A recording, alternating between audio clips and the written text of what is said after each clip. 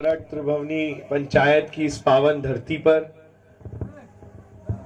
आप लोगों ने जो आने का मुझे मौका दिया है उसके लिए मैं अपने शब्द बयान नहीं कर सकता, मगर अपने हृदय से आप सबको बहुत बहुत प्रणाम करता हूं।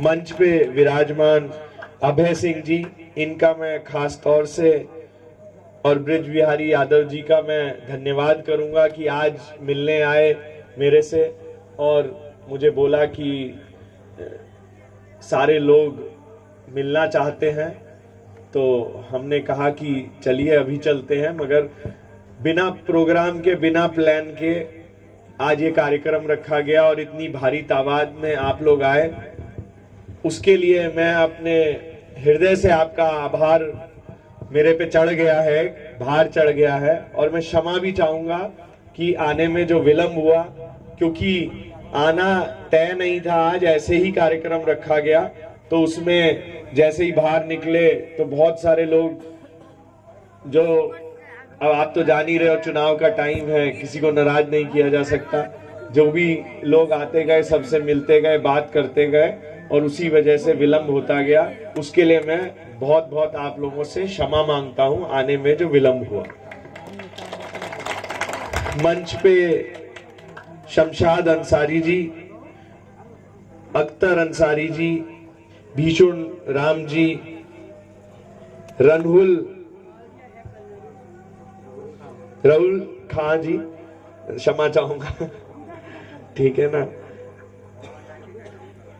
और भी मंच पे सब सम्मानित जितने भी हमारे साथी हैं, सब हमारे नेतागण हैं, सब हमारे समाज के जितने भी प्रतिष्ठित लोग हैं और हमारे सब लोग जो यहाँ हैं, सबको मेरा हृदय से बहुत बहुत धन्यवाद और प्रणाम। आज मैं आपसे यहाँ पे एक व्यवसायी के रूप में नहीं, आपका एक सेवक के रूप में, एक नए रूप में आपके सामने आया हूं, जिसके लिए मुझे आप सबका आशीर्वाद, प्रेम और ताकत चाहिए। इसके लिए मैं यही कहना चाहूंगा कि मैं यहाँ पे तो एक बंद पड़े कारखाने को चलाने के लिए आया था, मगर उस कारखाने को चलाने के लिए, उसको अच्छा करने के लिए किसानों के बीच में जो जाना पड़ा, मिले जुले कि भाई खेती अपनी कैसे मजबूत करिए, खेत अपने कैसे अच्छे किए, कैसे ज्यादा से ज्यादा गन्ना लगाएं, और ये बातें करते करते पता नहीं कैसा समा बंध गया और ये काम गले चढ़ गया। सच पूछो तो मुझे इस कार्य में जरा सी भी मतलब कोई मजा नहीं आता है इस काम में, ठीक है ना। मन तो करता है रोज सुबह उठ के कि कैसे इस काम से छुटकारा पाया जाए, मगर जब सारा समाज इकट्ठा है, सब लोग इकट्ठे हैं, तो आज तक किसी मुश्किल कार्य से पीठ घुमा के मैं भागा नहीं, ठीक है ना। ये दुनिया का सबसे मुश्किल काम है, क्योंकि अगर ईमानदारी से इस काम को करना है तो ये लाखों गुना मुश्किल हो जाता है, और बेईमानी से करना है तो इससे आसान कोई काम नहीं है, ठीक है ना। अगर लोगों को छलना है और बेवकूफ बनाना है तो इससे आसान कोई काम नहीं, ईमानदारी से करना है तो इससे ज्यादा मुश्किल मुझे लगता है सिर्फ मौत ही है और कुछ नहीं है। ये मेरा अपना, जो मैंने इसको आपको करते करते सीखा है। इसमें थोड़ा सा एको बंद करो यार, इसमें आवाज गूंज रही है, ठीक है ना।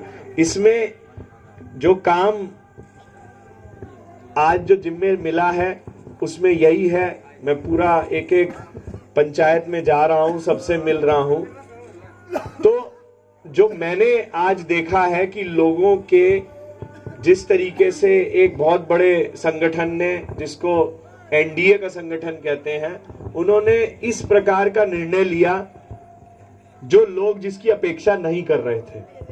और उसके बाद जो दूसरा संगठन है जिसका मैं कैंडिडेट बन के आया हूं, उस संगठन ने बड़ा लोगों की जो बात है और सर्वे और देख के ये निर्णय लिया, तो आज जमीन पे घूमने पे ये पता चलता है कि ये लड़ाई किसी समाज की, किसी जाति धर्म की नहीं रह गई है, ये लड़ाई हो गई है जो लोग अंडर प्रिविलेज्ड हैं, मतलब जिनको एक वीआईपी लोग हो गए हैं और एक सामान्य लोग हो गए हैं, उसकी ये लड़ाई हो गई है।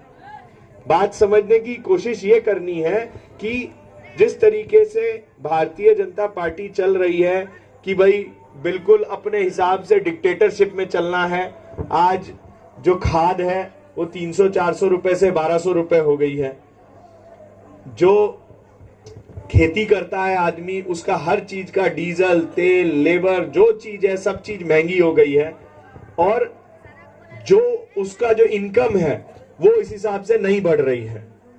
और हमारे देश के बड़े बड़े नेता कह रहे हैं कि सब कुछ बहुत अच्छा है, ठीक है ना। वो ऊपर से बोल रहे हैं इस बार 400 पार। जनता सोच रही है कि इस बार पता नहीं क्या चीज 400 पार। वार्ड कमिश्नर कह रहे हैं कि हमारा भत्ता 300 रुपए हुआ है, वो 5 साल बाद 400 पार हो जाएगा, ठीक है ना।